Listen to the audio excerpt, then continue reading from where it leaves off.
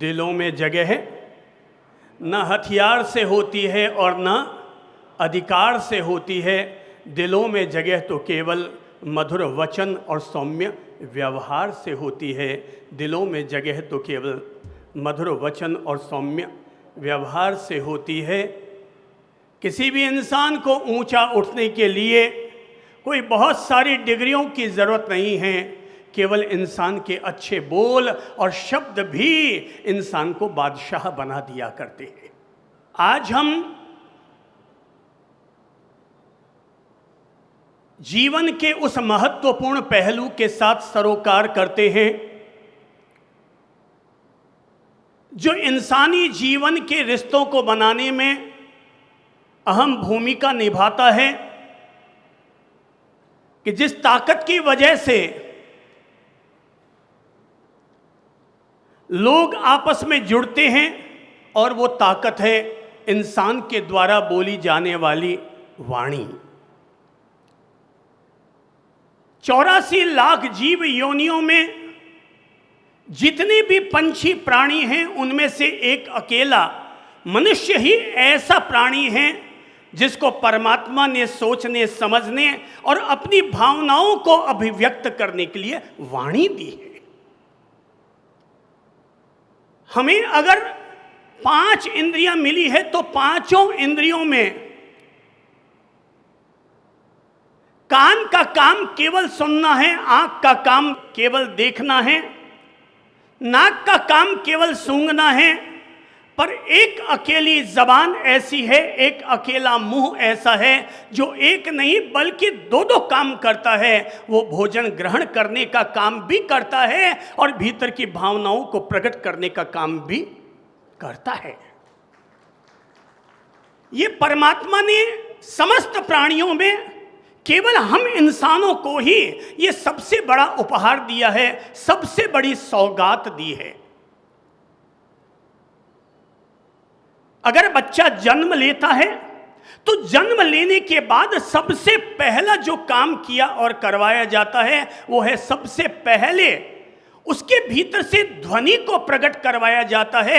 अगर वो न रोए तो पीछे से थप्पी मार करके भी बच्चे को उकसाया जाता है ताकि अंदर से आवाज निकल आए। अगर अंदर से आवाज निकल आई यानी कि भले ही रोने के रूप में आई, पर अगर आवाज निकल आई तो यानी कि अब वो व्यक्ति वाणी का मालिक बनेगा। और अगर आवाज निकल कर न आई तो इसका मतलब बच्चा मूक और बधिर, बहरा और गूंगा बनने रहने के लिए विवश हो जाएगा। अर्थात जन्म के साथ जिसकी हम शुरुआत करते हैं और मृत्यु पर्यंत इंसान जिस एक शक्ति का उपयोग करता रहता है, उस शक्ति का नाम है हमारे द्वारा बोली जाने वाली वाणी। हमारे द्वारा बोली जाने वाली वो वाणी बच्चा मां के द्वारा जीवन की पहली 12 खड़ी सीखना शुरू करता है। माँ, माँ, दा, दा, ना, ना, इस तरह के अल्फाज बोलते हुए एक इंसान अपनी जीवन की शुरुआत करता है। 2 वर्ष की उम्र तक आते आते बच्चा कुछ कुछ तो बोलना सीख जाता है। जो बच्चा 2 वर्ष की उम्र में बोलना शुरू करता है, वही बच्चा जब स्कूल जाता है तो उसकी भाषा को और परिष्कृत करने के लिए व्याकरण सिखाया जाता है। बच्चा और आगे बढ़ता है, समाज की संगत में आता है, समाज के साथ बोलना उठना सीखता है। जिस बच्चे को पैदा होते ही इंग्लिश सुनने को मिली, वो बड़ा होकर क्या बोलेगा? हिंदी। और जिस बच्चे को पैदा होने पर हिंदी सुनने को मिली, वो बड़ा होकर क्या बोलेगा? हिंदी। जिस बच्चे को जैसी भाषा सुनने को मिलती चली जाएगी, उसके सबकॉन्शियस माइंड में वैसी ही चीजें प्रिंटिंग होती चली जाएगी और व्यक्ति अपने द्वारा वैसी ही वाणी का उपयोग करता चला जाएगा। बच्चा वाणी बोलना सीखता है, लेकिन इसके बाद बच्चे पर 2 लोगों का प्रभाव पड़ता है। पहला है माँ बाप का, घर वालों का। घर का वातावरण बच्चे को कैसा मिला, ये बहुत महत्व रखता है। वातावरण अगर कलुषित है तो बच्चे के द्वारा होने वाली अभिव्यक्ति भी कलुषित होगी, कर्कश होगी। अगर कोई बच्चा गालियां देना सीख गया है, क्या वो भगवान के घर से गालियां सीख कर आया है? कहाँ से आया है? कौन बोलेगा? बच्चा गालियां देना कहाँ से सीख रहा है? कौन बोलेगा? हाँ बोलिए, कौन बोलेगा? हाँ खड़े होइए, बोलिए। बच्चा गालियां देना कहाँ से सीखता है? संसार में आके जैसा संस्कार मिलता है। नंबर 1 इन्होंने कहा संसार में आकर, नंबर 2 इन्होंने कहा जैसा संस्कार मिलता है। और कौन बोलेगा? Very good. और कौन आगे बोलेगा? घर के वातावरण को देखकर। Very good. इन्होंने कहा कि घर के वातावरण को देखकर बच्चा गालियां सीखता है। नंबर 3 और कौन बोलेगा? हाँ वेरी गुड, खड़े होइए। हाँ जी। बुरे दोस्तों की संगत सीखकर। Very good. इन्होंने कहा कि उसको मिलने वाली बुरी सोहबत और संगत के कारण बच्चा गालियां देना सीखता है। अर्थात भगवान के घर से हर इंसान को सभ्य तरीके से पैदा किया जाता है। भगवान केवल हर इंसान को वाणी की क्षमता देता है, पर वाणी से क्या बोलना ये स्वयं इंसान पर ही छोड़ देता है। इंसान को जैसा वातावरण मिलता है, जैसी उसे सोहबत मिलती है, जैसे उसको यार दोस्त मिलते हैं, इंसान की वाणी भी वैसी ही विकसित होती चली जाती है। इसलिए एक सभ्य वाणी का मालिक बनने के लिए जरूरी है कि इंसान के मित्र भी सभ्य हो, उसके माता पिता सभ्य हो, घर का वातावरण सभ्य हो। घर में अगर पति पत्नी झगड़ा करेंगे, एक पति अपनी पत्नी को थप्पड़ मारता है, एक पति अपनी पत्नी को गधी कहता है, तो तय है कि बच्चा बड़ा होकर अपनी माँ को गणेश तो नहीं कहेगा, वो भी अपनी माँ को वैसा ही कहना सीखेगा जैसा कि उसने अपने पिता के मुंह से माँ के लिए शब्द सुना है। इसलिए एक सभ्य समाज का निर्माण करने के लिए केवल ये मत कहो कि हमें केवल बच्चों को संस्कारित करना है, बल्कि सभ्य समाज का निर्माण करने के लिए हमें माता पिता दादा दादी से लेकर बच्चों तक हमें सभ्य संस्कार का निर्माण करना होगा। केवल बच्चे ही आने वाले कल के जवाबदेह नहीं हैं, बल्कि माता पिता दादा दादी नाना नानी भी उतने ही जवाबदेह हैं। आज यदि कोई आदमी गुटखा खाता है तो वो आने वाले कल के लिए कैंसर की परंपराओं को जीवित कर रहा है। कोई व्यक्ति अपने घर में शराब पी रहा है, बच्चा पब्लिक के बीच में जाकर अपने पिता का नाम लेना भी अपने लिए शर्मिंदगी मानता है कि मैं कैसे अपने पिता का नाम लूं, क्योंकि जैसे ही पिता का नाम लूंगा 4 लोग कहेंगे ये तो शराबी का बेटा है। आने वाले कल का अगर हमें निर्माण करना है तो पूरे घर को हमें स्वर्ग जैसा बनाना पड़ेगा। धर्म की शुरुआत मंदिर से मत करो, धर्म की शुरुआत थानक से मत करो, धर्म की शुरुआत अपने घर से करो। धर्म का पहला पगथिया घर से शुरू होता है। जिस व्यक्ति को अभी तक बोलने का भी तरीका नहीं आता, वो आदमी किस तरह से अपने जीवन में धर्म और नैतिक मूल्यों का आचरण कर पाएगा। भगवान श्री महावीर ने इसीलिए जोर देकर के अपनी ओर से समिति और गुप्ती की प्रेरणा दी थी कि व्यक्ति जब भी बोले तो कहा भाषा समिति सजगता पूर्वक अपनी वाणी का उपयोग करे, और अगर बोलते हुए कहीं कोई अनियंत्रित होने लगे भाषा तो झट से वचन गुप्ती का पालन करे और अपने आप को अपने अंकुश में, अपने आप को अपनी लगाम में लगा ले। मेरे भाई, मस्तक को थोड़ा झुका कर देखो, अपने आप अहंकार मिटना शुरू हो जाएगा। आंखों में थोड़े से आंसू लाकर देखो, पत्थर दिल भी पिघल जाएगा। दांतों को थोड़ा आराम देकर देखो, स्वास्थ्य अपने आप सुधर जाएगा। और जुबान पर लगाम लगाकर देखो, घर का क्लेश अपने आप मिट जाएगा। तुलसी मीठे वचन से सुख उपजे चहु और, तुलसी मीठे वचन से सुख उपजे चहु और, वशीकरण यह मंत्र है तजिए वचन कठोर।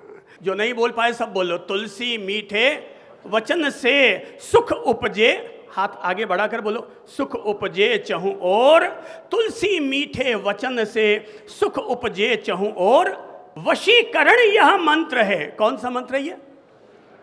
कोई भी किसी को वश में करना चाहता है, पति पत्नी को, सास बहू को, बहू सास को, तो एक ही वचन है, एक ही मंत्र है, तुलसी मीठे वचन से सुख उपजे चहु और वशीकरण यह मंत्र है, तजिए वचन कठोर, तजिए वचन कठोर, तजिए वचन कठोर। महावीर प्रभु ने कभी अपनी देशना देते हुए कहा था, अपुरुषावाई, अर्थात पुरुष को कभी भी कठोर वचन अपनी ओर से नहीं बोलना चाहिए, क्योंकि कठोर वचन में किसी के दिल की पीड़ा समाई हुई है, कठोर वचन में वाचिक हिंसा समाई हुई है। इसीलिए कहा मधुर वचन बोलो। शब्दों में बहुत ताकत होती है, शब्दों में बहुत ताकत होती है। मैंने बचपन में अपनी माँ के मुंह से कुछ बहुत सारी प्रेरक कहानियां सुनी हैं। आप भी अपने बच्चों को घर जाकर के प्रेरक कहानियां सुनाया करें। आप अगर अपने बच्चों को जीवन का निर्माण करने के लिए, उनके व्यक्तित्व का निर्माण करने के लिए अपने बच्चों को अगर यहाँ ला सकते हैं तो ज़रूर लाएं, और अगर नहीं ला सकते तो कम से कम हम लोग जो यहाँ पर अपनी ओर से जो मोटिवेशन देते हैं, अपन उन्हें जाकर अपने घर में ज़रूर सुनाएं। मेरे भाई, आपको लगता है कि आपका बच्चा केवल विद्यालय जाने से ही पढ़ लिख कर तैयार होगा? विद्यालय जाकर बच्चा केवल खगोल भूगोल सीखेगा, पर चंद्र प्रभु की पाठशाला में आकर कोई व्यक्ति जीवन जीने की कला सीखेगा। किसी भी व्यक्ति के जीवन में, चाहे वो MBA पढ़ा है, LLB पढ़ा है, BCom पढ़ा है, जीवन में पढ़ाया गया भूगोल और खगोल उसके पूरी जिंदगी में कभी काम नहीं आ पाया, पर जीने की कला जिसने भी इस यूनिवर्सिटी में आकर के पढ़ी है, पूरी जिंदगी भर उसके काम आया ही आया है। हो, मेरी माँ ने मुझे बचपन में, जब वो संतों के यहाँ धर्मवाणी सुनने के लिए जाया करती, प्रवचन सुनने के लिए जाया करती, सत्संग सुनने के लिए जाया करती, तो वहां से रोज कोई न कोई 2-4 कहानियां महाराज जी लोग सुनाया करते थे। और माँ हम बच्चों को बैठा करके रोज शाम को सोने से पहले एक कहानी सुनाया करती थी। शायद हो सकता है आप में से भी कई लोगों ने सुनी हो, और आपको ये तो याद होगा कि जब माँ के सुना, उस दिन अगर महाराज जी के प्रवचन में नहीं गई और हम जिद करते थे, माँ कहानी सुनाओ, माँ कहानी सुनाओ, तो याद कीजिए माँ तब क्या कहा करती थी? एक था राजा, आगे बोलो, एक थी रानी, एक था राजा, एक थी रानी, दोनों मर गए, खत्म कहानी, जा सो जा। तो माँ की वो लोरियाँ, माँ की वो कहानियाँ बहुत सारी प्रेरणा दी जाया करती थी, और जो प्रेरणा बड़े बड़े प्रवचनों से नहीं मिलती, वो प्रेरणा उन छोटी छोटी कहानियों से मिल जाया करती थी। माँ ने मुझे कभी बचपन में एक कहानी सुनाई जिसकी अंगुली पकड़कर मैं बड़ा हुआ। किसकी? उस कहानी की। उस कहानी की अंगुली पकड़कर हम दोनों, चारों पांचों भाई बड़े हुए होंगे। तो माँ ने कहानी सुनाई कि बेटा, आज महाराज जी ने कहानी सुनाई कि एक राजा था।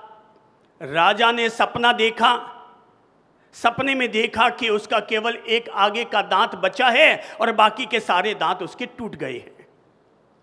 राजा ने अपनी ओर से अगले दिन सुबह स्वप्न पाठकों को बुलाया और कहा कि मेरे स्वप्न का फल क्या होगा, मुझे बताओ। क्या है स्वप्न? क्या है? आगे हाथ लगाओ। क्या है? एक दांत बचा है और बाकी के सारे दांत गिर गए हैं। जैसे कुछ बुजुर्ग लोग हैं ना, जिनके 1, 2, 4 दांत बचे हैं और बाकी के सब धराशायी हो गए हैं। तो एक दांत बचा है और बाकी के सारे दांत गिर गए हैं। लोगों ने कहा ये ऐसे कोई सपना होगा? मन में कहीं कोई उचाट होती होगी तो सपना आ गया होगा। पर राजा गंभीर था कि नहीं, मुझे मेरे स्वप्न का फल बताओ। तो बोले पड़ोसी राजा के यहाँ से स्वप्न विशेषज्ञ को बुलाया जाए। वहाँ से आया और उसने जैसे ही सपना सुना कि मैंने रात को सपना देखा। क्या देखा? हाथ लाओ। क्या है? एक दांत बचा है और बाकी के सारे दांत गिर चुके हैं। स्वप्न पाठक कहने लगा महाराज ये तो सपना बहुत सामान्य है। बोले क्या सामान्य है? बोले सपने का फल बिल्कुल सीधा साधा कहता है कि महाराज आपने जो सपना देखा इसका फल ये है कि एक अकेले आप बचेंगे, बाकी परिवार के सारे लोग आपके जीते जी मर जाएंगे। एक अकेले आप बचेंगे और बाकी सारे के सारे आपके परिवार के सारे लोग आपके जीते जी मर जाएंगे। राजा ने कहा साला तेरी ऐसी की तैसी, मेरे सारे परिवार को मारा, उठा लो इसको, पकड़ लो और उठा करके डाल दो कारागार में। उसने कहा यार बुरा फंसा, ये मैं बुरा फंसा, एक तो मैंने स्वप्न का फल उनको सही सही बता दिया और ऊपर से जेल में और डाल दिया गया। राजा ने घोषणा की कि कोई भी व्यक्ति मेरे इस स्वप्न का सही अर्थ बताएगा, सही फल बताएगा, उससे 10,000 स्वर्ण मुद्राएं इनाम में मिलेंगी। अब अलग अलग तरह के लोग आए होंगे, मगर डरते थे कि कोई भी जाएगा और राजा ने को अगर पसंद नहीं आया तो कहाँ डाल दिए जाओगे? जेल में, काल कोठरी में। सो कोई अंदर तक जाने की हिम्मत ही नहीं करता। पर एक सीधा साधा हम जैसा ही कोई युवक चला आया और आकर कहने लगा महाराज आप अगर अपना सपना सुनाएं तो मैं आपको आपके स्वप्न का फल बता सकता हूँ। राजा ने कहा पहले सावधान, एक कोई मैंने जेल में भेज रखा है, तेरी भी बारी आ सकती है। बोले महाराज उसकी वेला ही नहीं आएगी। तो बोले स्वप्न क्या है? सब बोलो क्या है स्वप्न, अंगुली लगाओ आगे ताकि आपको याद हो जाए जीवन भर के लिए। क्या है? एक दांत आगे का रहा है, बाकी सारे दांत टूट गए, बाकी सारे दांत धराशायी हो गए। बच्चे ने पल भर सोचा और मुस्कुराया, कहने लगा अंधा था घड़ी खम्मा, बड़ा सुंदर सपना आया है। बोले बड़ा सुंदर है? अरे महाराज बड़ा सुंदर सपना आया है और इस सपने का फल ये है कि आप सदा चिरंजीवी रहेंगे, आप सदा चिरंजीवी रहेंगे। आपके कुल और परिवार में सबसे ज्यादा नेतृत्व और सबसे बड़ा लंबा राज्य तो केवल आप ही करेंगे। और जैसे ही ये सुना राजा ने कहा अरे वाह भाई वाह, तूने क्या स्वप्न फल बताया है, तो वाकई इनाम का अधिकारी है। 10,000 स्वर्ण मुद्राएं दे दी गई। और जब वो मुद्राएं लेकर के निकलने लगा तो बीच में वही काल कोठरी आई। कारागार में कैद पड़े पंडित जी ने पूछा कि भाई तूने क्या जवाब दिया? बोले मैंने जवाब दिया पंडित प्रवर कि इस राज्य में आप चिरंजीवी रहेंगे और लंबे समय तक आपका शासन जयवंता रहेगा, आप सबसे लंबी उम्र के मालिक बनेंगे। तो पंडित जी ने कहा यही तो मैंने कहा था, मैंने भी तो यही कहा था, जो तूने कहा है वही तो मैंने कहा है। बोले पंडित जी आपके कहने में और मेरे कहने में फर्क है, और फर्क ये है आपके कहने के कारण आप जेल में गए और मेरे कहने के कारण मैंने इनाम प्राप्त किया है। ये है बोलने और बोलने का फर्क। एक वाणी आदमी को जेल में डलवाती है और एक वाणी, एक शब्द आदमी को इनाम और पुरस्कार का अधिकारी बनाता है। शब्द शब्द है, बोलने का टोन कौन सा है, बोलने का भाव कौन सा है, बोलने की आपकी बॉडी लैंग्वेज कौन सी है, ये बहुत महत्व रखता है। इसीलिए कहते हैं ऐसी वाणी बोलिए मन का आपा। दिल पर हाथ रखकर बोलो, ऐसी वाणी बोलिए मन का आपा खोया। अरे औरन को शीतल करे आप हूँ शीतल होया। ऐसी वाणी बोलिए मन का आपा खोया। ऐसी वाणी बोलो कि अगला अपने भी मन का आपा खो बैठे और वो आपका हो जाए। भाई बोलोगे तो दो काम होगा, कोई व्यक्ति ऐसा बोलता है कि वो दिल से उतर जाता है और कोई आदमी ऐसा बोलता है कि वो दिल में उतर जाता है। उतरना तय है, कोई दिल में उतरता है और कोई दिल से उतरता है। ऐसी वाणी बोलिए मन का आपा खोया, औरन को शीतल करे आप हूँ शीतल होया। शब्द संभल कर बोलिए इसके हाथ न पाँव। एक शब्द करे औषधि, एक शब्द करे घाव। एक ही शब्द क्या करता है? हमारे लिए मरहम का काम करता है और दूसरा शब्द हमारे लिए जख्म लगाने का काम करता है। एक नेत्रहीन व्यक्ति भीख मांग रहा था और उसके सामने लगे हुए बोर्ड पर लिखा हुआ था मैं अंधा हूं मेरी मदद करें। लोग उसके आगे से गुजरते। शब्द कैसे काम करते हैं? शब्दों में बड़ा चमत्कार होता है, शब्दों और अल्फाजों में बड़ी जान होती है। इन्हीं से आरती अरदास और अजान होती है। ये समंदर के वे मोती हैं जिनसे एक अच्छे इंसान की पहचान होती है, जिनसे एक अच्छे इंसान की पहचान होती है। नेत्रहीन व्यक्ति ने लिख रखा था अपने आगे, एक कार्टून का पुट्ठा लगा करके उस पर लिख रखा था मैं अंधा हूं मेरी मदद करें। लोग उसके आगे से गुजरते, अंधे को देखते, वो मदद मांग रहा है। कोई भूले भटके चवन्नी अठन्नी 1 रुपये का सिक्का भूले भटके डाल करके चला जाता है। शाम तक उसके पास 10-5 रुपये भी इकट्ठे नहीं होते। अगले दिन सुबह एक समझदार युवक उधर से गुजरा, उसने ये शब्द पढ़ा और उसने देखा कि उसके आगे केवल चवन्नी अठन्नी 2-4 सिक्के डले पड़े हैं और लिखा हुआ क्या है, सब बोलो तो, मैं अंधा हूँ, मेरी मदद करें। उसने वो कार्ड उठाया और उसके ऊपर कुछ नया लिख दिया, उल्टा किया, नया लिख दिया और वापस रख दिया। शाम तक तो देखा कि उसके आगे जो कपड़ा बिछाया हुआ था, मतलब एक ही दिन में 200-250 रुपये आ गए। अगले दिन फिर उस पर देखा तो उसके ऊपर और 300-400 रुपये आ गए और अगले दिन 500-700 रुपये आ गए। वो व्यक्ति उधर से गुजरता हुआ जब वापस उस भिखारी के पास पहुंचा, अंधे लोग, नेत्रहीन लोग देख तो नहीं पाते, मगर हर आदमी के पांव की आहट से भी एहसास कर लेते हैं कि कौन व्यक्ति आया और कौन गया। और जैसे वो व्यक्ति आया, उसके पांव की आहट से वो समझ गया। उसने उसके पांव पकड़े और कहा, भाई साहब thank you thank you thank you. बोले किस बात के लिए? बोले भाई साहब पता नहीं आपने मेरे कागज पर क्या लिख दिया, मेरे कार्ड और पुट्ठे पर क्या लिख दिया, आपने तो मेरी किस्मत ही बदल डाली। अरे आपने तो मेरी किस्मत ही बदल डाली है। प्रभु जी बस केवल मुझे इतना सा बता दो कि आपने लिखा क्या था। बोले भाई मैंने तो केवल इतना सा लिखा था, तुमने लिखा था कि मैं अंधा हूँ, मेरी मदद करें। मैंने वो कागज उलट दिया और उस दूसरे वाले कागज पर लिख दिया, आज का दिन बहुत खूबसूरत है, आज का दिन बहुत खूबसूरत है, पर मैं इसे देखने का आनंद नहीं ले सकता। और बस मेरे द्वारा लिखे गए इन शब्दों ने चमत्कार कर डाला और तुम्हारी झोलियां भरती चली गई। अंधापन देखोगे तो लोग तुमसे दूर होंगे, पर आज का दिन बहुत खूबसूरत है। अपनी भाव दशाओं को ऊंचा उठाओगे, शब्दों को अगर ऊंचा उठाओगे तो तुम्हारी किस्मत बदल जाएगी। पता नहीं आपके जीवन में कौन फरिश्ता बनकर आएगा जो आपकी जिंदगी को बदलेगा, भाषा को बदलेगा, व्यवहार को बदलेगा, सोचने की शक्ति और शैली और तरीके को बदलेगा। ये कहा नहीं जा सकता। कौन फरिश्ता आएगा, कौन देवदूत बनकर आएगा जो आप सब लोगों की जिंदगी में एक नया उजाला, नई रोशनी लेकर आएगा।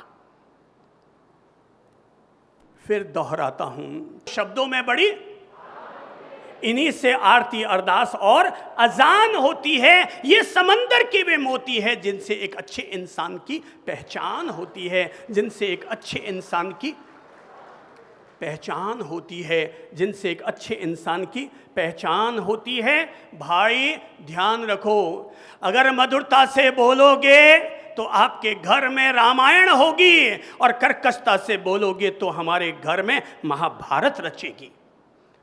अगर द्रौपदी केवल संयम से बोलना सीख जाती, केवल श्री तीर्थंकरों के संपर्क में आकर के भाषा समिति का अगर विवेक जान लेती है तो शायद वो कभी नहीं कहती कि अंधे का बेटा।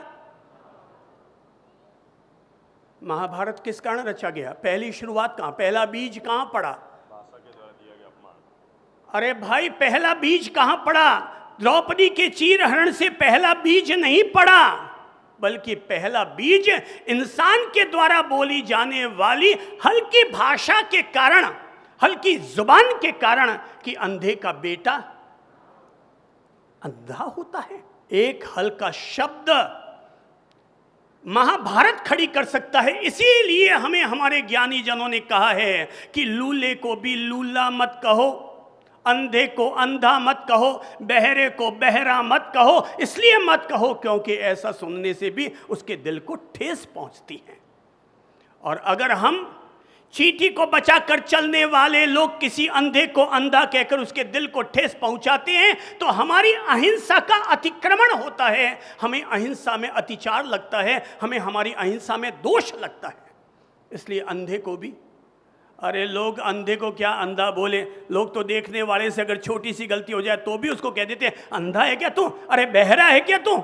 ओहो, हम नहीं जानते दुनिया में जितने भी अंधे बहरे गूंगे दिखाई देते हैं ना, ये जरूर इन्होंने पूर्व भाव में किसी को टेढ़ी टिप्पणी करते हुए कहा होगा, अंधा है क्या तो, लूला है क्या तो।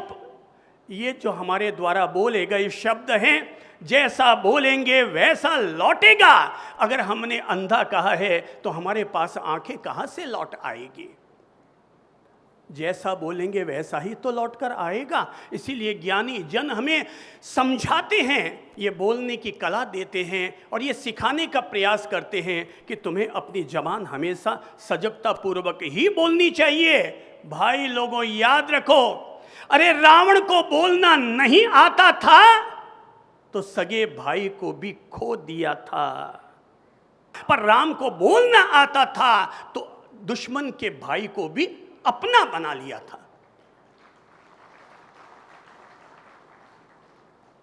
बोलने की ताकत।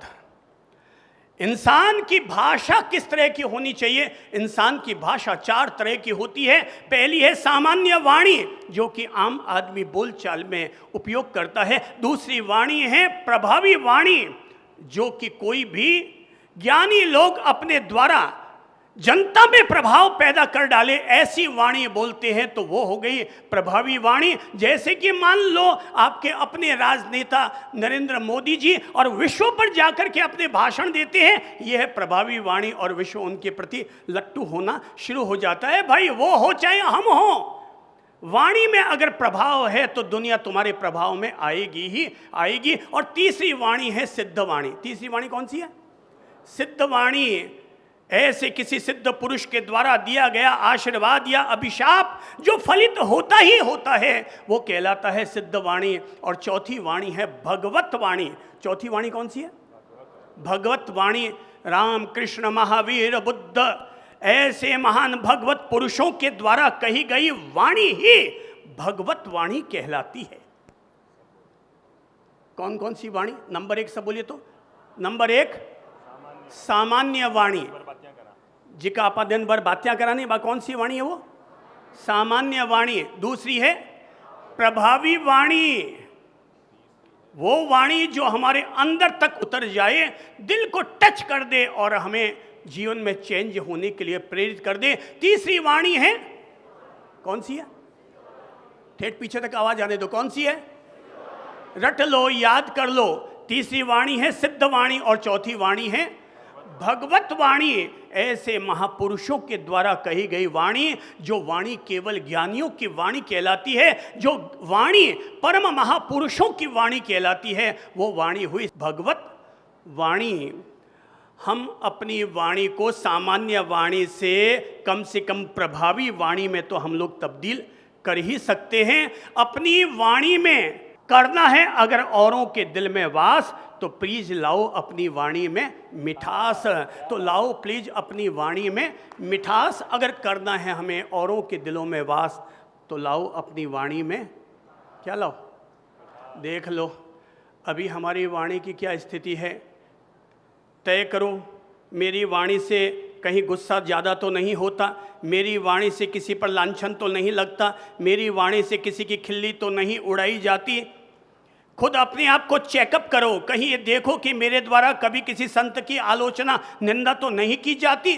चेक करो अपने आप को और देखो कि मेरी वाणी के अभी वर्तमान में कौन कौन से दोष हैं, कि जिन दोषों को मुझे डस्टबिन में डाल देना चाहिए, ताकि मैं अब जो समझाना चाहूँगा वो आपके लिए जैसे घिसते घिसते पत्थर गोल हो जाता है, वैसे ही हमारी वाणी भी सुंदरतम और श्रृंगारित हो सकती है। पर पहले हमें अपनी वाणी में रहने वाले दोषों को निकालकर बाहर फेंकना होगा। ध्यान रखो मेरे प्यारे भाई बहनों, मिठास से अगर बोलोगे तो आपकी मिर्ची भी बिक जाएगी, और कड़वाहट के साथ बोलोगे तो दुकान पर सजी हुई मिश्री भी धरी की धरी रह जाएगी। काकः कृष्णः पिकः कृष्णः को भेदः पिक काकयोः, को भेदः पिक काकयोः। वसंत समये प्राप्ते, वसंत समये प्राप्ते, काकः काकः पिकः पिकः, काकः काकः पिकः पिकः। अब इसका हिंदी में मतलब लेते हैं अपन। काकः कृष्णः पिकः कृष्णः। कौवा भी काला होता है और कोयल भी काली होती है। काकः कृष्ण, कौवा काला, पिकह यानी कोयल, पिकह कृष्ण, कोयल भी काली। तो प्रश्न पूछा गया, को भेद पिक काकयो, कौवे में और कोयल में फिर भेद क्या है? तो जवाब मिला, गुरु ने कहा वसंत समय प्राप्ते। कौन सा समय आने पर? वसंत समय प्राप्ते काकह काकह पिकह पिकह। वसंत ऋतु का जब आगमन होता है तो पता चल जाता है कौन कोयल है और कौन कौवा है, कौन कोयल है कौन कौवा है। बड़ी शानदार ड्रेस पहनकर, पैंट सूट टाई ओढ़कर महानुभाव पधारे हैं, बालों को सुंदर से सजाया हुआ है, चेहरे पर भी थोड़ा निविया क्रीम व्रीम भी लगाकर आया हुआ है। पर ये तो थोड़ा सा बोलेगा तो पता चलेगा कि ये आदमी कितना सज्जन है और कितना दुर्जन है। इंसान के बोलने पर ही तो पता चलता है ये किस कुल का आदमी है। अगर कोई हमें गाली दे रहा है तो प्लीज बुरा मत मानिए, वो अपने कुल की पहचान दे रहा है। पर उसने भी गाली दी और आपने भी गाली दे दी, तो दोनों एक ही माजने के हो गए। कोई गाली दे रहा है ये उसकी मजबूरी है, पर आपकी समझदारी तो इसी में है कि कोई हमें गाली दे फिर भी हम उसको पीने के लिए ठंडाई और शरबत समर्पण करें और कहो लो भैया आपका माइंड शांत कर लो, ठंडा कर लो और ये ठंडाई ग्रहण कर लो। अपनी ओर से हमने कौन सा व्यवहार किया ये तभी तो पता चलेगा। भाई कौवा कांव कांव कांव कांव करके किसी भी कोयल की आवाज को दबा तो सकता है। कौवा कांव कांव कांव कांव करके किसी भी कोयल की आवाज को दबा तो सकता है, मगर जिंदगी लगड़ ले तब भी वो खुद को कोयल नहीं बना सकता है। कोई भी दुर्जन व्यक्ति अपनी ओर से हल्के शब्द कहकर हमें अपमानित तो कर सकता है, मगर वो व्यक्ति अपने आप को सज्जन नहीं बना सकता। सज्जन बनाने के लिए तो उसे अपनी भाषा को ठीक करना ही पड़ेगा, अपने व्यवहार को ठीक करना ही पड़ेगा, उसे अपनी सोच समझ को ठीक करना ही पड़ेगा। तय है जैसा बोलोगे वैसा ही तो लौट कर आएगा। कुएं में वेल में झांक करके देखो और तब कुएं में झांक कर बोलो। क्या बोलेंगे? बोलो तो। कुएं में झांक कर आप लोगों ने किसी ने बोला है? जैसे कुछ नहीं बोला तब भी बोला हो, तब वापस क्या आवाज आई? क्या आवाज आई? दोबारा बोलो तो। हो। अगर आप बोलेंगे हाँ तो वापस क्या आवाज आएगी? ये जिंदगी क्या है? Life is an echo. जीवन एक अनगूंज है। ये समझने की हमारे भीतर क्वालिटी होनी चाहिए कि जीवन एक अनगूंज है। हम जैसा बोलेंगे वापस हमारे पास वैसा ही लौट कर आएगा। भगवान ने हमें बोलने की क्षमता दी है। भगवान ने हमें क्या दिया? बोलने की क्षमता। भगवान ने हमें हाथ दिया है। इन हाथों से हम किसी के गाल पर चांटा लगाते हैं या प्यार से सहलाते हैं, यह हमारे विवेक और बुद्धि पर निर्भर करता है। भगवान ने आपको लाठी दी है, अब यह आप पर निर्भर करता है कि आप उस लाठी से किसी बूढ़े बुजुर्ग आदमी के लिए सहारा बनते हैं या उसकी पीठ पर जाकर के लाठी का प्रहार करते हैं। यह हमारे विवेक पर निर्भर करता है। माना प्रकृति ने हम सब लोगों को माचिस दी है, दिया सलाई दी है। अब इस दिया सलाई से हम किसी गरीब के घर का अंधेरा मिटाते हैं या किसी की झोंपड़ी में आग लगाते हैं, यह हम पर निर्भर करता है। भगवान ने हमें जबान दी है, जबान से हम सत्य बोलते हैं या किसी के लिए सत्यानाश बोलते हैं, यह हम पर निर्भर करता है। परमात्मा हमें केवल ऊर्जा देता है। परमात्मा हमें क्या देता है? केवल ऊर्जा। अब उस ऊर्जा से हीटर चलाना है कि एसी चलाना है, ये आप खुद तय करो। जिंदगी स्वर्ग बन सकती है। जिंदगी स्वर्ग बन सकती है, जैसा बोलोगे वैसा लौट कर आएगा। बच्चे ने बदमाशी की, शैतानी की और माँ ने उसे डांट लगाई। बच्चा ऊपर से 2 बर्तन उठाया और उसने उठा करके और फेंक दिया। कांच का बर्तन था, टूट गया। माँ को लगा कि बच्चा एक तो शैतानी कर रहा है, डांट लगाती हूँ समझाती हूँ तो समझता नहीं है। गई पास में और 2 चांटे लगा दिए। नसीब वाले होते हैं जिनको अपनी जिंदगी में माँ के चांटे खाने को मिलते हैं। माँ ने 2 चांटे लगाए, बच्चा वहां से गुस्सा खा करके निकल पड़ा, सीधा गांव के बाहर गया, जंगल की तरफ गया और जोर से चिल्लाने लगा, I hate you, I hate you, I hate you. और जैसे ही बच्चे ने कहा आई हेट यू, जंगल से वापस क्या हुआ? Life is an echo. सब बोलो तो क्या है? Life is an echo. जीवन क्या है? क्या है जीवन? एक क्या है? इको, अनुगूंज है। और जैसे ही बच्चे ने जोर से कहा आई हेट यू, वापस क्या लौट कर आया? ओ भाई साहब माइक में थोड़ा इको करो तो, आई हेट यू। वापस देखते क्या जवाब आता है? I hate you. क्या आ रहा है? दोबारा बोलो तो, आई हेट यू। चलो सब लोग बोल लो, जीवन का पाठ सीख लो, आई हेट यू। जीवन क्या है? ये एक अनुगूंज। जीवन क्या है? Life is an echo. जीवन एक अनुगूंज है, गूंज है, जैसा बोलोगे वैसा लौट कर आएगा। और बच्चे ने चिल्लाकर क्या कहा? I hate you. अपनी माँ को याद किया और माँ के प्रति नफरत की तरंगे फैलाते कहा आई हेट यू। और जैसे उसने कहा I hate you, I hate you कहते ही जंगल से वापस क्या लौट कर आया? I hate you, I hate you, I hate you, I hate you. बच्चा घबराया, बच्चा घबराया, अरे ये क्या? जंगल के बच्चे क्या मुझसे नफरत करते हैं? मैंने तो कहा था एक बार आई हेट यू, और जंगल के बच्चों ने मुझे 3 बार वापस चिल्ला कर कहा I hate you, I hate you, I hate you. बच्चा घबराया, घबरा कर बच्चा माँ से कितना भी गुस्सा क्यों ना खा ले, कहीं भी क्यों ना चला जाए, पर जब जब भी अंदर से घबराएगा तो वापस सीधा माँ की गोद में ही आएगा। माँ के पास वापस आया, बच्चा रोने लगा। माँ ने पूछा हुआ क्या? बोले माँ बच्चों, जंगल के बच्चे मुझसे कह रहे हैं I hate you, I hate you, I hate you. बोले तूने क्या किया? बोले मम्मी मुझे बहुत गुस्सा आया हुआ था, मैंने आपके लिए कहा आई हेट यू, तो जंगल के बच्चों ने 3 बार मुझसे कहा I hate you, I hate you, I hate you. माँ मुस्कुराई, बच्चे के माथे पर प्यार से हाथ सहलाया और कहा बेटा कोई बात नहीं, आज तुझे जीवन का पाठ पढ़ने को मिल जाएगा। इस बार तो दोबारा जंगल में जा और जंगल में जाकर बोल आई लव यू। क्या बोल? क्या बोल जाकर? आई लव यू। और जब बच्चे को कहा कि बेटा तू जंगल में जा और जाकर बोल आई लव यू, और बच्चा जैसे ही जंगल में गया हाथ ऊपर उठाए, हाथ ऊपर उठाओ और अब बोलो एक पुरजोर ऊर्जा के साथ आई।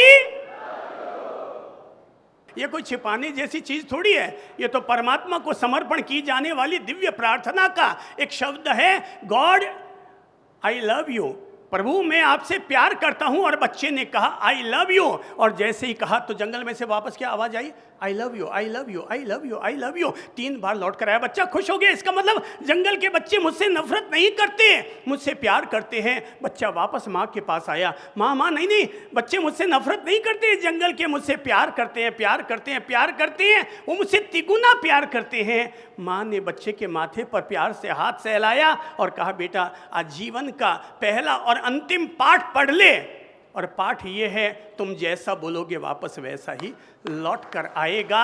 आई हेट यू के बदले में आई हेट यू लौट कर आता है, और आई लव यू के बदले में आई लव यू लौट कर आता है। इंसानी समाज में तो होता है, तुम किसी को कहोगे आई लव यू तो किसी को थप्पड़ भी मिल सकती है और किसी को प्यार के बदले में प्यार भी मिल सकता है। पर जितने लोगों के बीच में प्यार होता है तो उसकी शुरुआत तो यहीं से होती है। आई लव यू, रिश्ता यहीं से जुड़ता है। मॉम से भी कहो आई लव यू, फादर से भी कहो डैड आई लव यू, भाई से भी कहो भैया आई लव यू, क्योंकि जितना तुम प्रेम बांटोगे तुम्हारा प्रेम उतना ही 3 गुना होकर के लौट कर आएगा। लाइफ इज एन इको, जीवन एक अनुगूंज है, जैसा बोलोगे वैसा लौटेगा। हम एक घर में थे तो उनकी बहुरानी वो थोड़ा सा एक आंख से कम देखती थी, मतलब उसका एक आंख पूरी खुलती थी और एक आंख आधी खुलती थी। तो उसका देवर जो था वो हमेशा भाभी को छेड़ता रहता था, और जब भी आता हमेशा ही कहता काणी भाभी, काणी भाभी, काणी भाभी, काणी भाभी। भाभी को बहुत बुरा लगता था, क्या कहूँ देवर है, इतनी मुश्किल से मेरी शादी हुई है और ये देवर है जो बार बार मुझे, क्योंकि एक आंख कमज़ोर थी, एक आंख आधी ही खुलती थी, तो किसी ने उसके साथ शादी नहीं की, बड़ी मुश्किल से शादी हुई, सो बेचारी सहन कर रही थी। देवर जब भी कहता काणी भाभी, काणी भाभी, काणी भाभी खाणो दे, काणी भाभी कपड़ा निकाल दे। अब वो बेचारी काणी भाभी अंदर से बहुत पीड़ा करती थी, पर ठीक है सुनना पड़ता था, बेचारी की मजबूरी थी। हम उनके घर पर थे, कहने लगी गुरुदेव आप मेरे देवर को सुधार दो, उसकी जबान सुधार दो। तो हमने पूछा क्या है? बाप जी ये जो कहते हैं मैं इनका सारा कहना मानने के लिए तैयार हूँ देवर बाबू का, पर ये जब भी देखो मुझे 4 लोगों के बीच में काणी भाभी काणी भाभी काणी भाभी करते रहते हैं। तो मैंने कहा मतलब? तो इतने में वो देवर आ गया और जैसे ही घर में आया, आते ही कहने लगा काणी भाभी थोड़ा छाछ पिलाइए, काणी भाभी थोड़ी छाछ पिलाइए। बोले देखो बाप जी आपके सामने भी ये मुझे काणी भाभी कह रहा है, आप कुछ करो ना। तो मैंने कहा इधर आ भाई साहब, इधर आओ बहन। बोले क्या? बोले आपके घर में छाछ बनती है? बोले बाप जी रोज़ दीणों निकले, रोज़ माखण निकले, रोज़ छाछ बने। तो एक काम कर, थारे अंदर जा छाछ ले आने वास्ता हिलाइए मती, ऊपर ऊपर रो पानी ला करके बिना पिलाई दीजिए। छाछ का ऊपर ऊपर वाला पानी। छाछ में क्या होता है जब पड़ी रहती है ना तो धीरे धीरे छाछ तो दही का तत्व तो नीचे हो जाता है और ऊपर ऊपर पानी आना शुरू हो जाता है। तो पानी ला करके पिला दे। तो देवर को क्या दिया गया? हाथ में उठाओ 1 गिलास पानी, क्योंकि छाछ तो है नहीं, छाछ के ऊपर का क्या है? पानी। और ला करके दिया देवर साहब को, ले लो। देवर ने जैसे ही हाथ में लिया बोले ओ कहीं पानी, ओ कहीं पानी। मैं कह अरे भाया भाभी ने बोलेला काणी तो पीवण ने मिलेला छाछ रो पानी। भाभी ने बोलेला काणी तो पीवण ने मिलेला छाछ रो पानी। वो चौंक्यो, बोले बाप जी आज आप घरे आए हो कहीं? ओ भाई काणी भाभी नहीं बोलना, काणी भाभी नहीं बोलना। बोले बाप जी मन ठाक को नहीं, आप घरे आए हूँ, कान पकड़ो बाप जी, आज रे बाद में काणी भाभी नहीं बोलूँ। मैं क्या बोल बोल बोल भाई बोल। अगर बोलेला भाभी ने, बोलो सब, कहीं बोलेला भाभी ने अगर काणी तो पीवण ने मिलेला छाछ को पानी। तो मैं क्या, देख बेटा तू अठे बैठ, देख अच्छा बोलना परिणाम कहीं हुए। मैंने उन्हीं बहन जी से कहा भाई साहब के घर में दही है? हाँ बाप जी ताजो जमाएड़ो दही है। भाई साहब थोड़ो 1 गिलास लस्सी बना ले जाओ। नहीं हाँ बाप जी लस्सी दूँ बाप जी? मैं कहने बोले तो छाछ दे दो। बोले नहीं बाप जी आप आए हो, आपने तो छाछ कहीं लस्सी दूँ लस्सी। मैं क्या भाई साहब चलो 1 गिलास लस्सी बना ले आओ। अब वो लस्सी ले रहा हो तो देवर ने और ज़्यादा पीड़ा हुई और देवर कहने लग्यो कहीं बात है मने तो देव दे छाछ रो पानी और बाप जी ने दे रहे थे दही लस्सी है। और बाबी मलाई ऊपर लगा पड़ा रही हूँ, क्रीम वाली मलाई वाली लस्सी। मैं क्यों भाया एक बात ध्यान रखीजिए, केवेला भाभी ने काणी तो पीवण ने मिलेला छाछ रो पानी। और बोलेला अगर भाभी ने अच्छी तो पीवण ने मिलेला दही री लस्सी। अब देख लो हमें अपने आप में वापस क्या लौटा कर लाना है। जैसा चाहिए वैसा बोलिए। ओ मेरे प्यारे भाई बहनों, बोलना एक कला है, बोलना एक कला है। और अगर आदमी को बोलने की तरकीब आ जाए तो राष्ट्र का निर्माण किया जा सकता है, दिशा और दशाएं बदली जा सकती है, समाज को नई दिशाएं दी जा सकती है, घर और परिवार की टूटन को मिटाया जा सकता है, बिजनेस को और आगे बढ़ाया जा सकता है, धर्म के पथ पर हमारे 4 कदम और आगे लिए जा सकते हैं। केवल भाषा समिति, सजगता पूर्वक भाषा का उपयोग करो। इसलिए कहना चाहूँगा अपनी भाषा को ठीक करने के लिए ऐसे तरीके, अगर छोटे छोटे नियम अपनी जीवन के साथ जोड़ लो तो आपकी लाइफ चेंज होगी, बिजनेस आपका ऊपर बढ़ेगा, समाज में आपका गौरव और बढ़ेगा, राष्ट्र में आपकी परिस्थिति अलग होगी। अगर आप पॉलिटिकल घूम रहे हैं तो पॉलिटिक्स में आपकी स्थिति पॉजिटिव बनेगी। यानी किसी भी क्षेत्र में क्यों ना हो, विद्यार्थी हो तो आपका ज्ञान प्राप्त करने की क्षमता भी आप में बढ़ती चली जाएगी। तो क्या करें हैं, करें क्या? कैसी बोले वाणी कि दुनिया हो जाए दीवानी। सबसे पहले अपनी अपनी बॉडी लैंग्वेज को ठीक करो। शरीर की मुख मुद्रा भी अपना परिणाम देती है। अब उतरे हुए मुंह से बोलोगे या चढ़े हुए मुंह से बोलोगे, खार खाए हुए मुंह से बोलोगे तो आपकी जबान कैसे निकलेगी? फिर लोग बड़े गजब के होते हैं, इडली फुलाना हो तो जोर आता है, मुंह फुलाना हो तो 1 सेकंड में फुला लेते हैं। हमें क्या फुलाना है?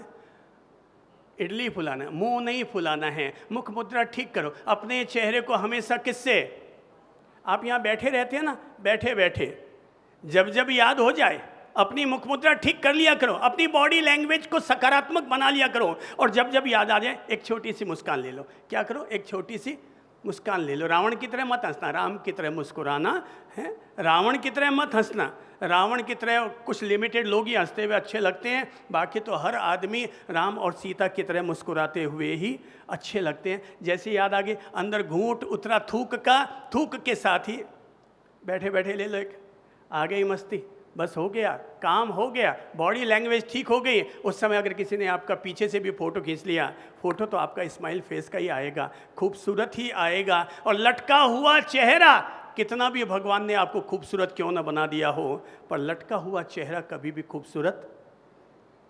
तो हमेशा चेहरे पर क्या रहनी चाहिए? क्या रहनी चाहिए? एक दिन में घंटे कितने होते हैं? 24। तो कम से कम एक दिन में 24 बार तो हमारे चेहरे पर मुस्कान आ ही जानी चाहिए। अरे एक घंटे में 60 मिनट, 60 बार मुस्कुरा सको तो अच्छी बात है। 60 बार अगर नहीं मुस्कुरा सकते तो कम से कम एक घंटे में एक बार तो मुस्कुरा ही सकते हो। बच्चे बनकर जियो, बड़े बनकर मत जियो। बड़े बनकर जियोगे तो पत्थर की मूर्ति बन जाओगे, और बच्चे बनकर जियोगे तो हर समय हंसते खिलखिलाते रहोगे।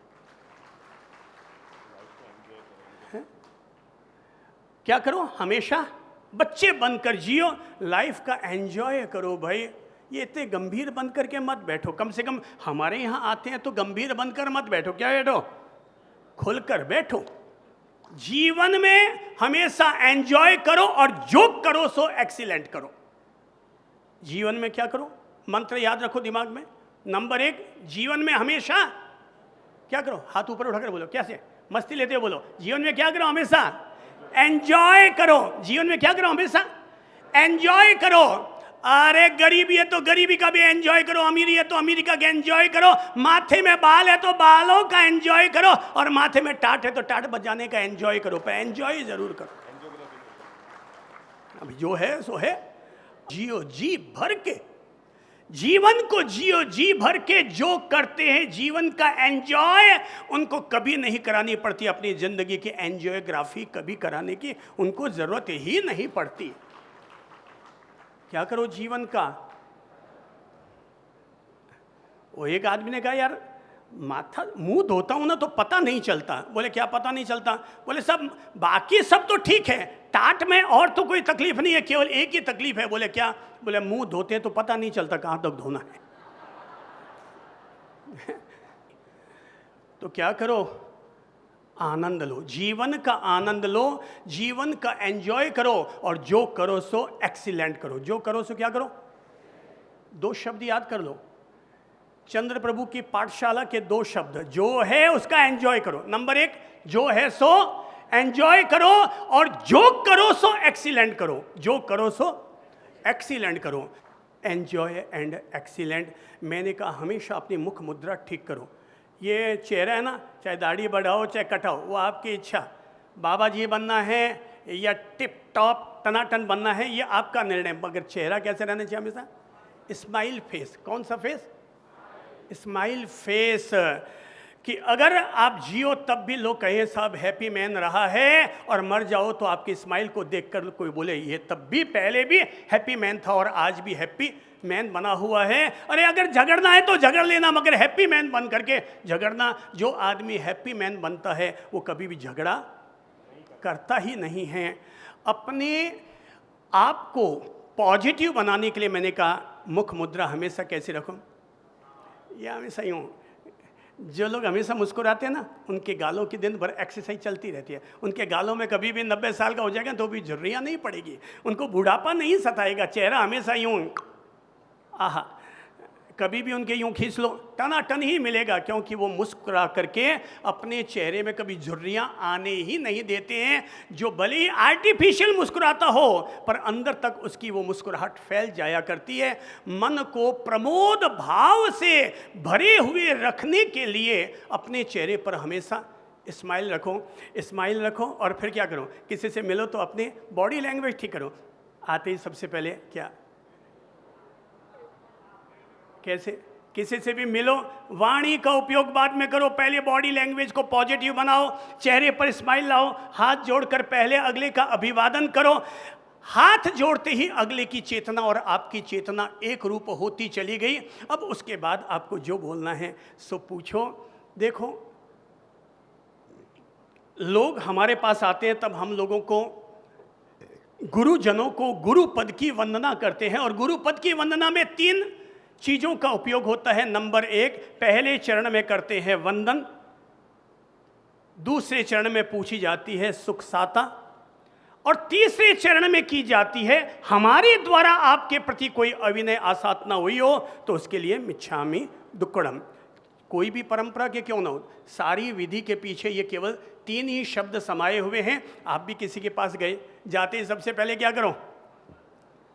जाते ही सबसे पहले नमस्कार सा, प्रणाम सा, और कैसे हैं, कुशल मंगल है ना, बस। अब ये जो पॉजिटिव वार्तालाप शुरू हो रहा है वो आगे आप अगले के दिल में हमें उतारता चला जाएगा। और जब निकलो ना वहाँ से तो एक लाइन जरूर कह के निकलना। क्या है? सबको ये बोलने चालने में कोई हल्की सी भी त्रुटि रह गई हो तो मिच्छामि दुक्कडम हो गया, एक पॉजिटिव संवाद हो गया। आप वहाँ से चले गए पर आपकी अमिट छाप अगले के दिल में बस गई। तो क्या करें? मुख मुद्रा ठीक करो, बॉडी लैंग्वेज ठीक करो, हाथों को हमेशा उपयोग करो। देखिए, आपके चेहरे की जो खूबसूरती है ना, आपकी जो स्मार्टनेस है, उसका प्रभाव 20% पड़ता है। 30% प्रभाव आपके शब्दों का पड़ता है और बाकी का 50% प्रभाव आपके टोन का पड़ता है। किसका? टोन का, लहजे का, आपके बॉडी लैंग्वेज का, आपकी देह की भाषा का प्रभाव पड़ता है। मैं आके यूँ केवल बैठ जाऊँ, हाथ नीचे लड़का केवल बोलता चला जाऊँ, मेरा प्रभाव 50% पड़ेगा। पर अगर मेरी बॉडी लैंग्वेज भी साथ में चल रही है तो यानी कि मेरी आंखें भी चल रही है, मेरे गाल भी चल रहे हैं, मेरे हाथ भी चल रहे हैं, मेरी पूरी बॉडी, मेरा पूरा शरीर मेरे शब्दों का अनुसरण कर रहा है, तो ये प्रभाव पड़ता है हमारी बॉडी लैंग्वेज का। अब महत्वपूर्ण क्या है ध्यान रखने के लिए बोलते समय? नंबर 1, पहले मैंने कहा बॉडी लैंग्वेज को ठीक करो। नंबर 2, जब भी बोलो हमेशा शांति से बोलो, आवेश में कभी मत बोलो। क्या है? सब बोलो तो। पहला क्या है? जब भी बोलो हमेशा शांति में बोलो। दोबारा सब लोग बोलो। कैसे बोलो? हमेशा शांति से बोलो, आवेश खा करके कभी अपनी वाणी का उपयोग मत करो। अगर कभी लगता है कि आज मुझे आवेश आया हुआ है, गुस्सा आया हुआ है, तब आपके लिए बोलना श्रेष्ठ नहीं है, तब आपके लिए मौन रहना ही साधना है। अगर गुस्सा है तो गुस्से में बोलना चांदी है, पर मौन रहना सोना है। अगर लगता है गुस्सा आ गया, गुस्से में है, आवेश में है, क्या करो? 10 मिनट का मौन किसी भी व्यक्ति के क्रोध को शांत करने का पहला और अंतिम फार्मूला बनता है कि जब भी गुस्सा आ जाए तो 10 मिनट के लिए क्या ले लो? मौन। और अगर गुस्से में भी अगर हम हर समय बोलते रहेंगे, चीखते चिल्लाते रहेंगे, हमारी भाषा कभी भी सभ्य नहीं हो सकती।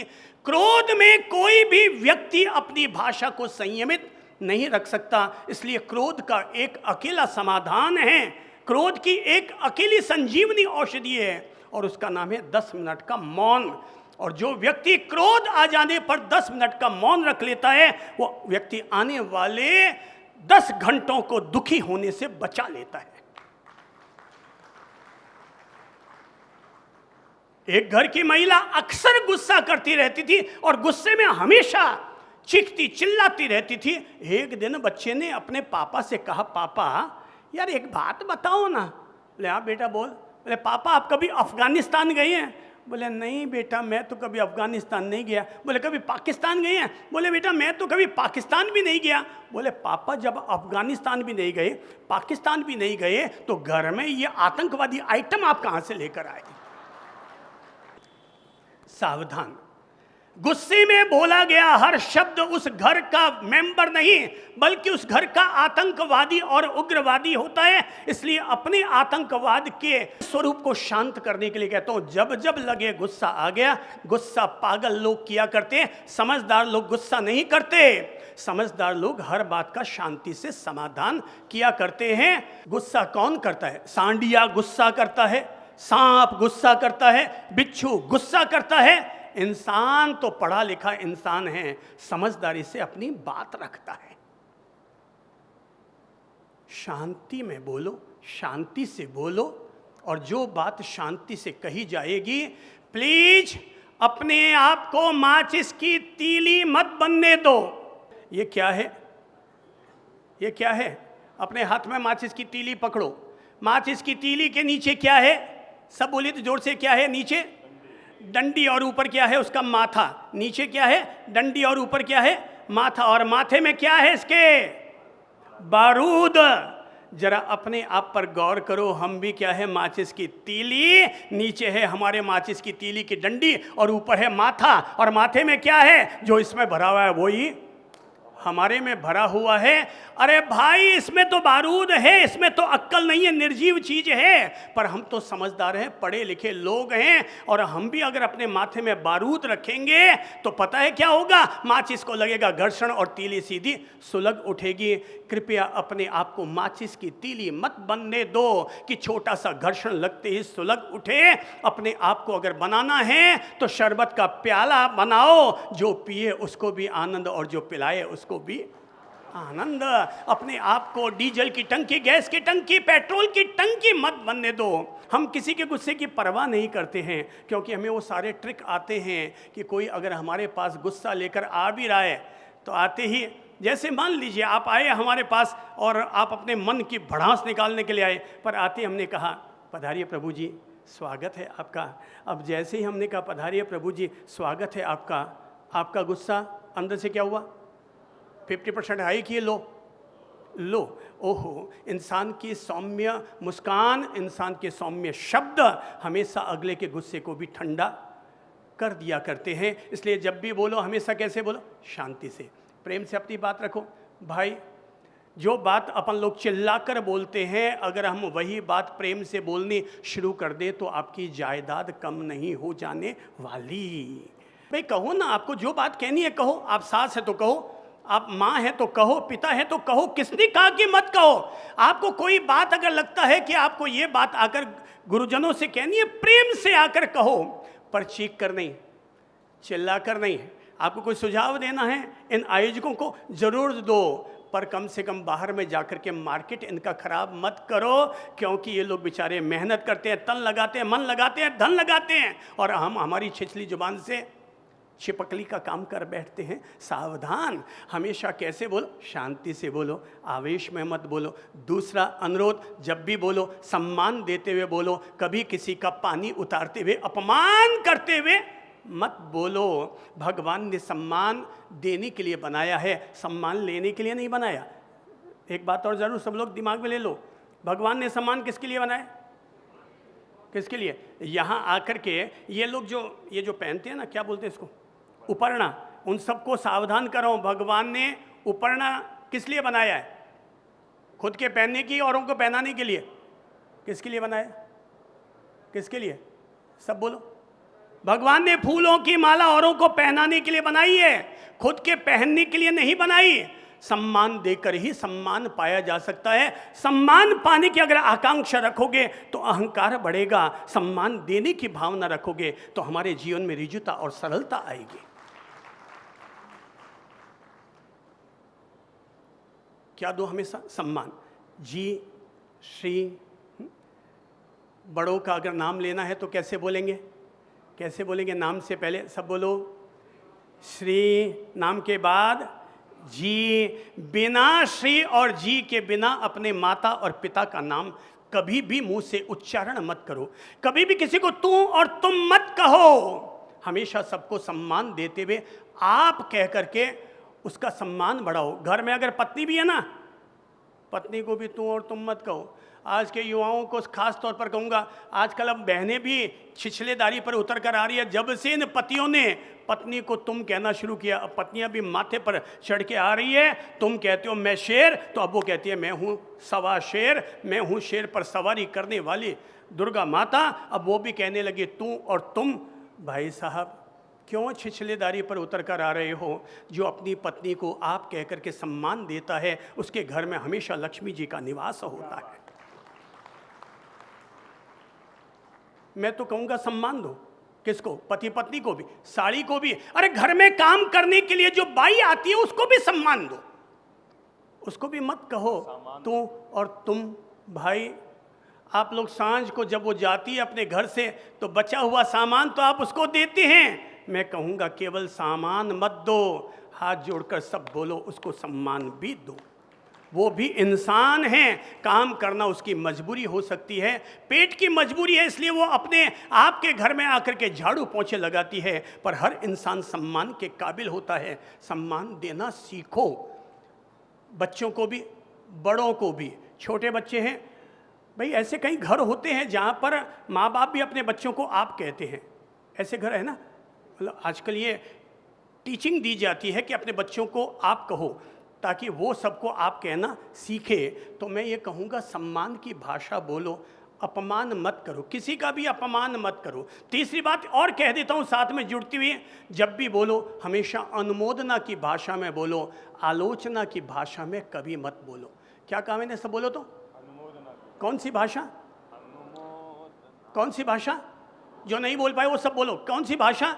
जब भी किसी के लिए देना हो तो तारीफ की भाषा बोलिए, उसके लिए अपमान के घूंट देने वाली भाषा मत बोलिए। आलोचना मत कीजिए, जब भी करनी हो तो अनुमोदना कीजिए। आलोचना करेंगे तो अगले का दिल टूटेगा और आपके कर्म बंधन होंगे, और अनुमोदना करेंगे तो अगले को प्रोत्साहन मिलेगा और आपके भी कर्मों की निर्जरा होगी। तो अनुमोदना में बड़ा फायदा है। करने वाला कर रहा है, बनाने वाला बना रहा है।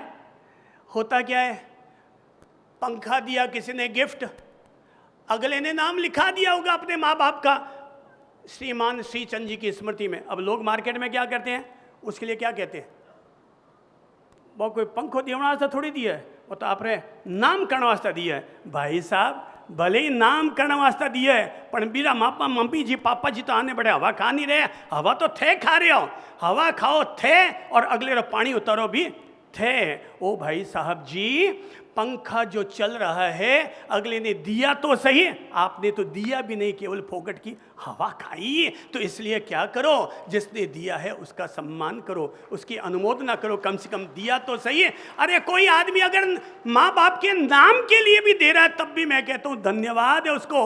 अरे नाम के लिए दिया मगर दिया तो सही। नहीं देने वालों से तो अच्छे हैं, जिन्होंने कुछ नहीं दिया उनसे तो वो अच्छे हैं जिन्होंने भले ही नाम के लिए दिया। मेरे भाई लोगों, हमेशा इस जुबान से अनुमोदना से भरे रहो। और अंतिम बात इतनी ज़रूर कह देता हूँ, हमेशा यथासंभव सत्यनिष्ठ वाणी बोलो, अहिंसा प्रधान वाणी बोलो। ऐसी वाणी कतई मत बोलो कि हमारी वजह से किसी के आंख में आंसू आए, किसी का दिल टूट जाए। जब भी बोलो हमेशा सुलझाने वाली भाषा बोलो, कभी भी सुलगाने वाली भाषा मत बोलो। जब भी बोलो बाग लगाने वाली भाषा बोलो, आग लगाने वाली भाषा कभी मत बोलो। जब भी बोलो मरहम लगाने वाली भाषा बोलो, जख्म लगाने वाली भाषा मत बोलो। कौन सी भाषा मत बोलो? जख्म लगाने वाली भाषा कतई मत बोलो। जब भी बोलो हमेशा हमारी भाषा में एक सत्य निष्ठा होनी चाहिए। झूठ मत बोलो मोबाइल पर इधर उधर। मैं कहता हूँ झूठ बोलने की जरूरत नहीं, व्यापार में झूठ बोलने की जरूरत नहीं है। बिना झूठ के भी व्यापार किया जा सकता है। ऐसा भला क्या व्यापार करना जिसमें हमने केवल धन ही नहीं कमाया बल्कि धन के साथ झूठ बोल बोलकर पाप भी कमाया। आज के जो मॉल चल रहे हैं ना, वो मॉल इस बात के प्रतीक है, वहाँ बिना झूठ के, बिना ऊपर नीचे किए, बिना भाव ताव किए भी व्यापार किया जा सकता है। जब वो कर सकते हैं तो हम क्यों नहीं कर सकते?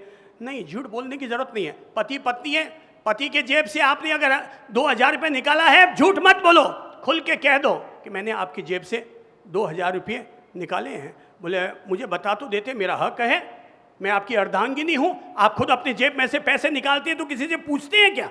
आप झट से चाहिए जेब में से पैसे निकाल लेते हैं। मैं आपकी अर्धांगिनी, आपका जेब मेरा जेब। अब झूठ बोलने की कहाँ जरूरत? सत्यनिष्ठा, जो लोग सत्य बोलते हैं वो कहते हैं, बाप जी कहते हैं ये पति लोग इतने सीधे भी नहीं होते हैं। भाई नहीं होते हैं, ये तो पत्नी लाने से पहले सोचना चाहिए था। जब लेकर के आ गए हो, भाई बच्चे पैदा नहीं करते, अब जब पैदा किए तो उनके खर्चे तो बढ़ेंगे। शादी की है तो पत्नी के खर्चे तो आपको उठाने ही पड़ेंगे। और आप कमाते किसके लिए? बेड़ा कर करके रखने के लिए या उपयोग करने के लिए? धन के 3 ही उपयोग हैं, दान, नाश, भोग। तो या तो भोग लो या दान पुण्य कर लो, और नहीं तो पीछे पड़ा हुआ हमारे बाप दादे पता नहीं कहाँ जमीन में गाड़ करके सोने के वो मोहरे चले गए, अभी तक भी ढूंढ ढूंढ के थक गए, मगर वो मिल नहीं रही है। तो या तो दान कर दो या नाश कर दो या उसका भोग कर लो, उपयोग कर लो। मेरे भाई बहनों, बात केवल इतनी सी है, सत्य निष्ठा का सम्मान करो। हमारी वाणी से हमारी अहिंसा चरितार्थ होनी चाहिए, हमारी अहिंसा घटित होनी चाहिए। सत्यमेव, मुट्ठी उठाकर बोलो, सत्यमेव सत्यमेव जयते, सत्यमेव जयते। हमारा मन तैयार करो, अंदर से दिल को तैयार करो। आज के बाद झूठ का वो सिरामी, झूठ का वो सिरामी। तीसरी बार फिर बोल दो, ओ बहनों खासतौर पर बोल दो, आप भी झूठ बोल जाती हैं। क्या करो? झूठ की वो सिरामी विसर्जन कर दो और सत्य का सम्मान करो। अपनी वाणी को अहिंसा में बनाओ, सम्मान भरी बनाओ, सत्य निष्ठा से जुड़ी हुई बनाओ। ऐसी बनाओ तुम भले ही चले जाओ, अगरबत्ती की तरह अपनी वाणी का उपयोग करो। अगरबत्ती जल जाती है पर पूरे वातावरण में खुशबू ही खुशबू, खुशबू ही खुशबू फैला दिया करती है, खुशबू ही खुशबू फैला दिया करती है। वापस बोल लो, शब्दों में बड़ी जान होती है, इन्हीं से आरती अरदास और अजान होती है। ये समंदर के वे मोती है जिनसे अच्छे इंसान की पहचान होती है, जिनसे अच्छे इंसान की। चलो सब लोग 2 लाइन गा लो। अरे थे तो मीठा मीठा बोलो, सगड़ा सुख पासी। थे तो मीठा मीठा बोलो, सगड़ा सुख पासी।